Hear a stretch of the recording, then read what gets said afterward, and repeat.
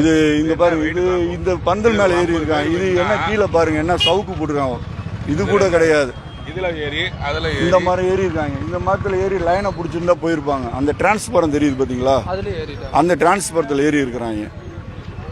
ஒரு இடம் விடல, எல்லா மரத்துலையும் ஏறி இருக்கேன், டிரான்ஸ்பரம் எல்லாத்துலையும் ஏறி இருக்கேன். ஏதோ ஒன்று அசவா இப்படி டிரான்ஸ்பர் உடனே ஆஃப் பண்ணிட்டாங்க. இபிலேருந்து கூப்பிட்டு சொல்லி உடனே ஆஃப் பண்ணிட்டாங்க. இல்லைன்னா இன்னும் இதுக்கு மேலே ரொம்ப சம்பவம் நிறைய நடந்திருக்கும். முன்னெச்சரிக்கை கொடுத்து ரசிகர்கள் ஒருத்தர் கூட அடங்காம யார் சொன்னாலும் நாங்கள் அடங்க மாட்டோம், இப்படிதான் நாங்கள் இருப்போம், நீங்களாம் என்ன சொல்றது அப்படின்னு சொல்லி ரசிகர்கள் எல்லாம் ஒருத்தருக்கு அடங்காம எல்லாம் பயங்கரமாக குதியாட்டம் போட்டுக்கிட்டு ஆம்புலன்ஸ் வேன்ல இப்போ அவங்கள ஏற்ற விடாம அந்த ஆம்புலன்ஸ்காரங்களெல்லாம் போட்டு அடிச்சாங்க. இந்த இடத்துல அடிச்சு அதையும் மீறி 2 ஆம்புலன்ஸு அவங்கள ஏற்றிட்டு போச்சுங்க. இதை கண்ணார நாங்கள் பார்த்தோம். கண்ணார பார்த்து ஐயோ ஐயோன்னு நாங்கள் கதறினோம். அதில் தான் நிறைய பேர் உயிர் தப்பிச்சு போனதே, முக்கால்வாசி தப்பிச்சதே மறுவளப்புங்க எங்களுக்குள்ள.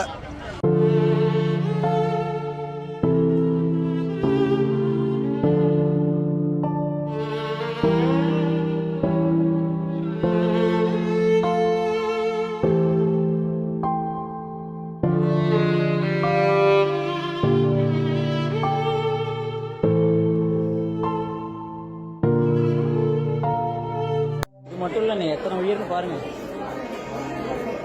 எல்லாம் போயிடுச்சு, எல்லா உயிரும் போயிடுச்சு, எதுவும் இல்லை.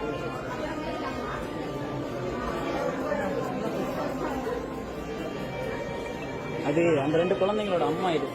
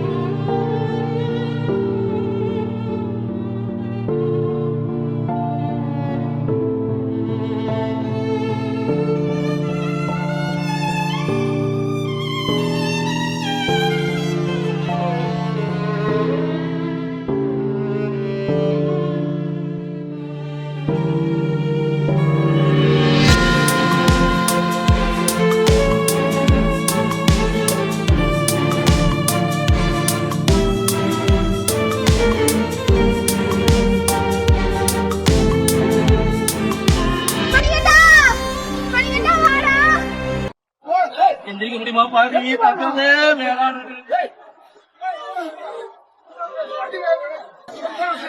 வேணாட வேடிக்கை பார்க்க போயிட்டாளுங்களே.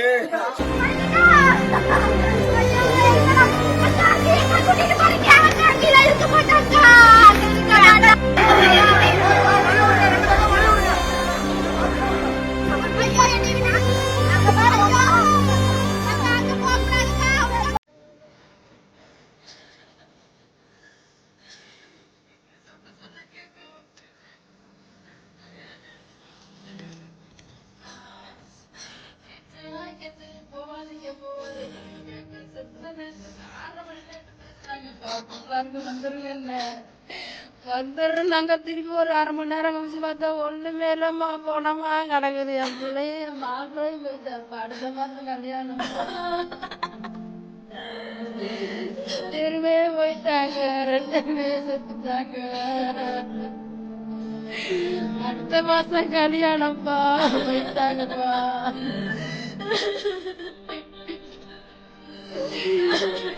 என்ன சொல்றது? 2 பேத்துக்கு அடுத்த மாசம் கல்யாணம். ஒரே குடும்பத்துல 2 பேத்துக்கு அடுத்த மாசம் கல்யாணம். 24. கோகுலஸ்ரீ ஆகாஷ் ரெண்டுக்குமே 24 வயசு தான்ப்பா ஆகுது. கல்யாணம் அவங்க கலர் மாப்பிள்ள நான் உப்பு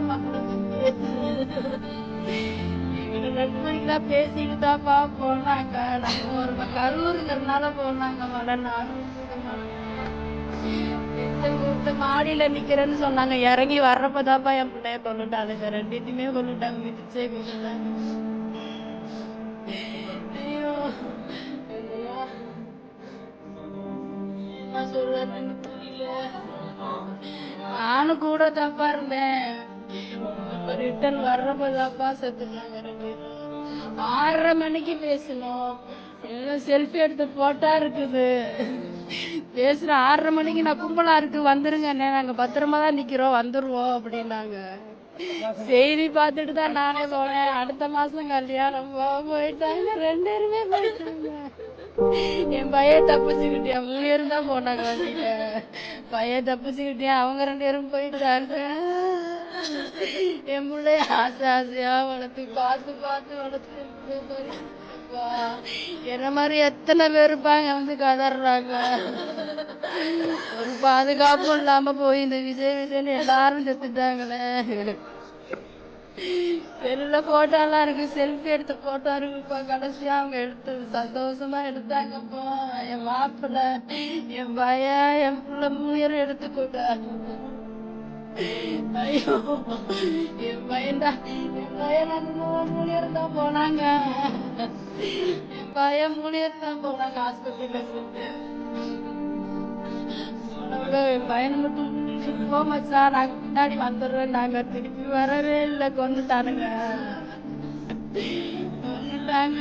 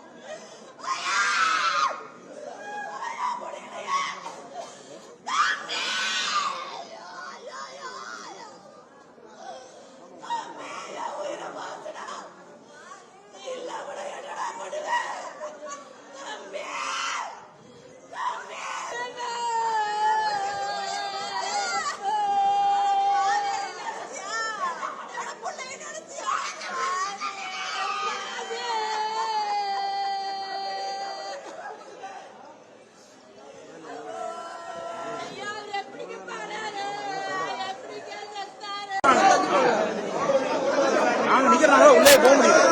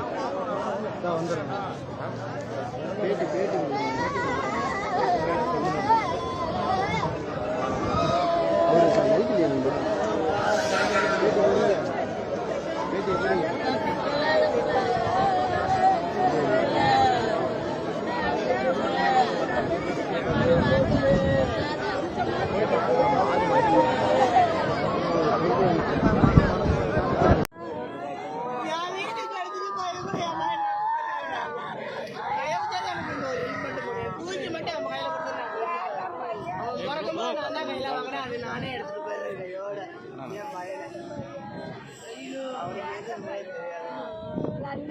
அழுவக்கூடாது. அழுதலாம் வீட்டுக்காரம்மா அது இன்னும் அழுவு தான் அழுவாம மடக்கி வச்சுக்கோங்க. வேற ஒண்ணு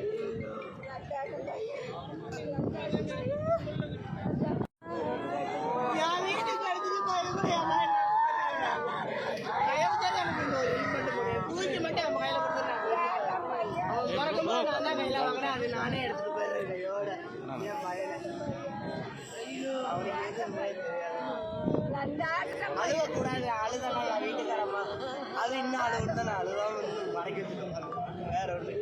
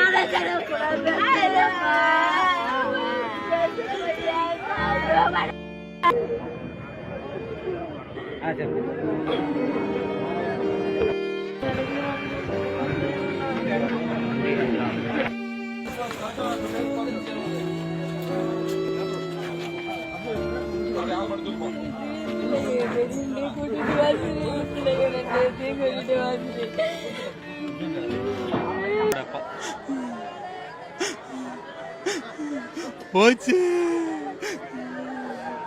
அவருக்கு கல்யாணம் ஆகி மருமக 8 மாதம் சார். 9 மாதம். ஐயோ, அதை நினைச்சு நான் ஜீர்ணிக்கவே முடியல சரவணா. நான் எங்கெங்கேயோ பார்ப்பேன். எனக்கு என் குடும்பத்தை நடத்தி வச்சுடா சரவணா. ஐயோ, என்னால ஜீர்ணிக்கவே முடியலடா சரவணா. என்னால ஜீர்ணிக்கவே முடியலையே. வேலைக்கு போயிட்டு வரணும். வேலைக்கு போயிட்டு தான் வரேன்னு சொன்னியா? அங்க எப்படி போனேன்னு எனக்கு தெரியலையே. எங்களும் வேலைக்கு போனவன் தாங்க கூட்டத்துக்கு போகல. அவன் வேலைக்கு போனவன் தான் எப்படியோ கூட்ட நெரிசல மாட்டிக்கிட்டான். என்ன கண்டிஷன்னா முக்கால்வாசி மார்ஜரி டெத்து தான் ஆனது. குழந்தைங்க முதற்கொண்டு கன்சீவாக இருக்கவங்க, பெரியவங்க, வயசானவங்க, என்ன வயசுன்னு கிடையாது, எல்லாமே முக்கால்வாசி மார்ஜரிக்கு தான் போச்சு. இந்த மீட்டிங்கில் போய் எல்லாமே வந்ததுனால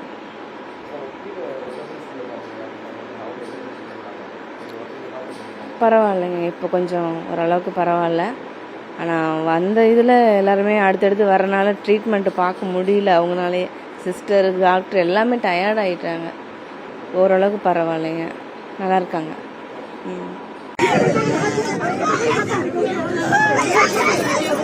அந்த பெற்றோர் எங்கே போனாங்கன்னு தெரில நெல்சன். பெற்றோர் எங்கே போனாங்க, அந்த குழந்தை யாரோட குழந்தைன்னு தெரில. ஒரு அம்மா வந்து என்னை எப்படியாவது காப்பாற்றுப்பானாங்க. கண்ணுக்கு நேராகவே அந்த அம்மா அப்படியே மூச்சு இறக்கிறாங்க. இழுக்க முடியல நெல்சன். மேலே வண்டி ஒன்று உழுந்து கிடக்கு, அதுலேருந்து இழுக்க முடியல. அது குழந்தை வந்து கால் வந்து ரசிக்கிறது. அது குழந்தை இழுக்கிற அங்கிள் வச்சு அது குழந்தைய நான் தூக்குறப்ப ஒன்றுமே இல்லை. என் மகன் மாதிரி வாழ்நாள் இவ்வளோ மோசமான சூழ்நிலை. பல தடவை சொன்னாங்க, குழந்தைங்களை கூட்டு வராதீங்க.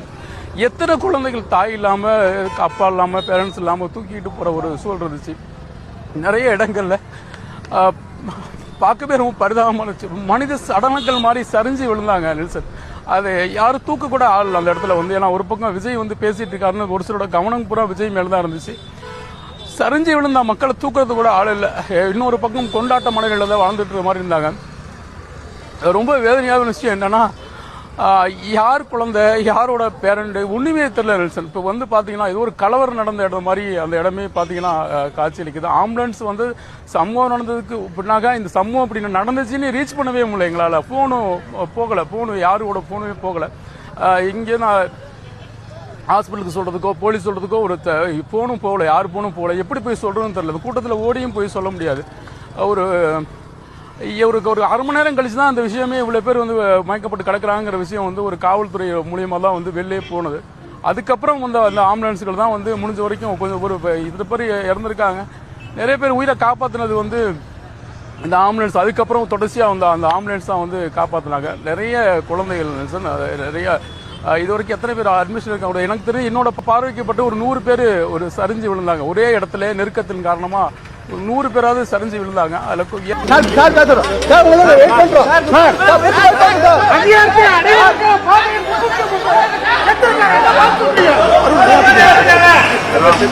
தன்னை பார்க்க வந்து பறிபோன 30க்கும் மேலான உயிர்களை பற்றி கவலைப்படாமல் விமானம் ஏறி புறப்பட்ட விஜய்.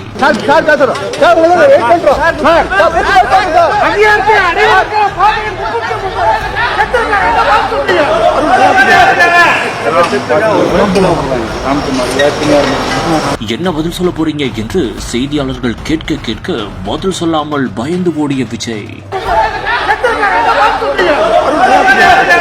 கரூரில் தமிழக வெற்றி கழக தலைவர் விஜய் பரப்புரை மேற்கொண்ட போது கூட்ட நெரிசல் காரணமாக 30க்கும் மேற்பட்ட உயிர்கள் தற்போது பறிபோயுள்ளது. இந்நிலையில் விஜய் தற்போது விமான நிலையத்தில் விமானம் ஏற புறப்பட்டு சென்றுள்ளார். அப்போது திருச்சி விமான நிலையத்திற்கு வந்தபோது செய்தியாளர்கள் மடக்கி அவரை கேள்வி கேட்டுள்ளனர். ஆனால் அவர் பதில் சொல்லாமல் பயந்து அங்கிருந்து ஓடியுள்ளார். விஜயின் இந்த ஒரு செயல் அனைவரையுமே அதிர்ச்சியடைய வைத்துள்ளது.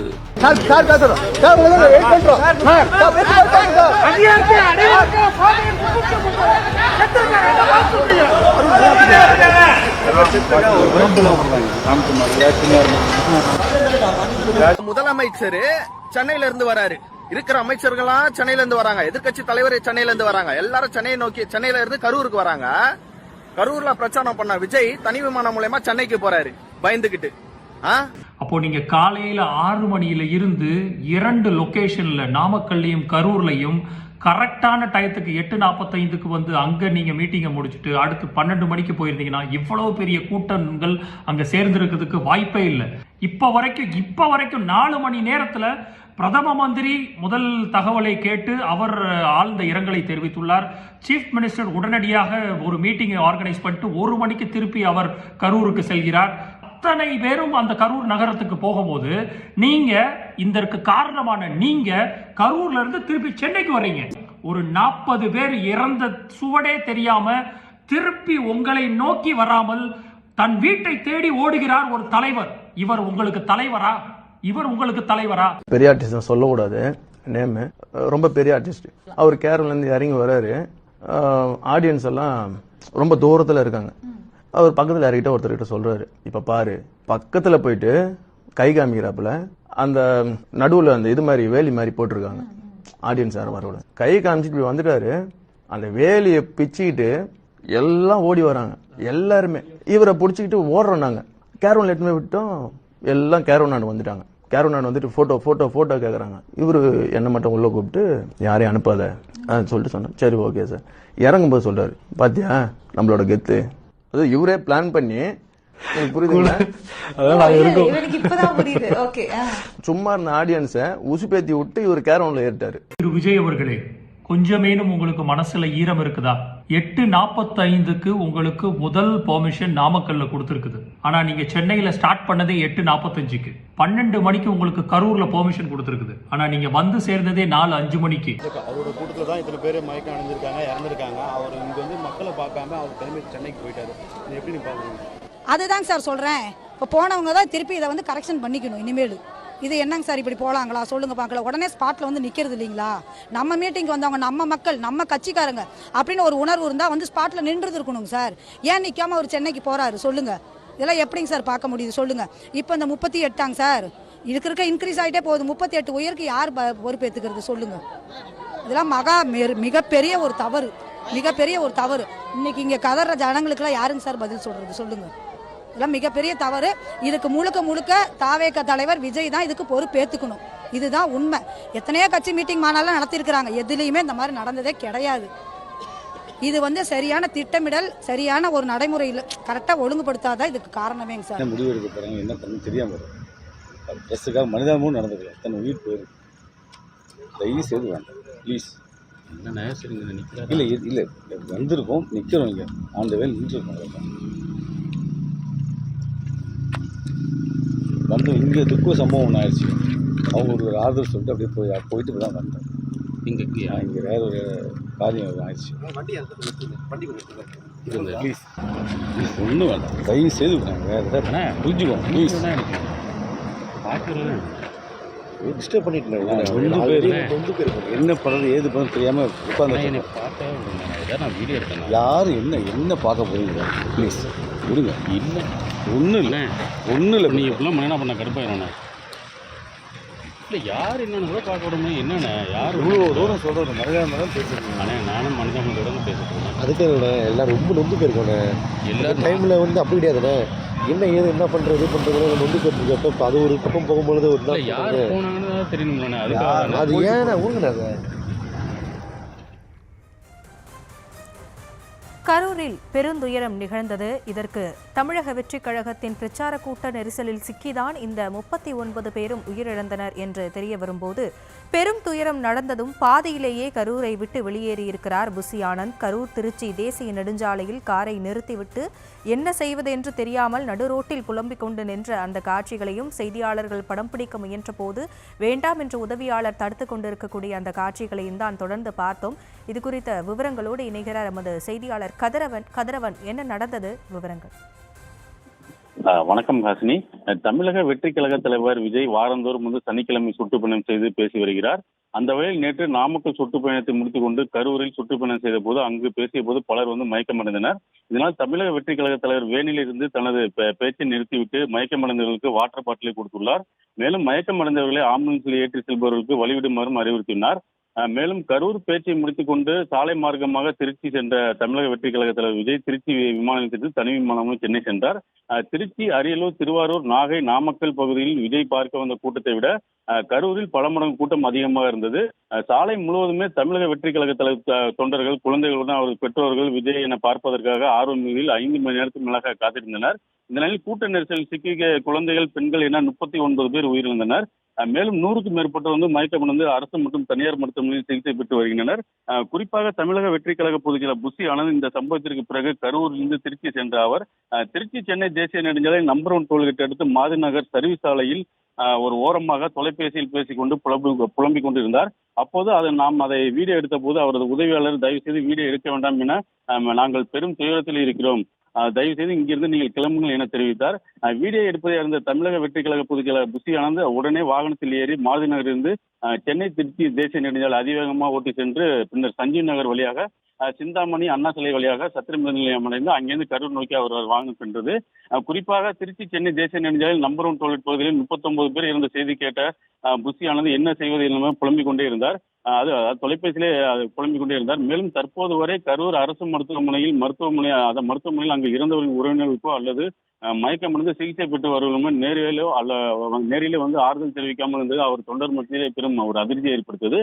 குறிப்பாக இவர் 39 பேர் ஒரு இறந்தது, அது மட்டும் இல்லாமல் ஒரு 100க்கும் மேற்பட்டோர் மயக்கமடைந்த இந்த செய்தி கேட்டு தொலைபேசியிலே ஒரு திருச்சி சென்னை தேசிய நெடுஞ்சாலை அந்த பகுதியிலே ஒரு புலம்பிக் கொண்டிருந்தது. ஒரு வீடியோ எடுத்ததும் அந்த பகுதியில் வீடியோ எடுக்க வேண்டாம் என சொன்னதும் வந்து அந்த வீடியோவை தற்போது நம்ம பார்த்து கொண்டு இருக்கிறோம். இது குறிப்பாக இந்த பகுதியில் நம்ம நடந்து கொண்டிருக்கிறது. இது போல இனிமேல் நடக்காமல் பார்ப்பதற்காக அவர் பேசிக் கொண்டிருந்தாகவும் கூறப்படுகிறது. ஹாசினி, தற்போதைய விவரங்களுக்கு நன்றி கதிரவன்.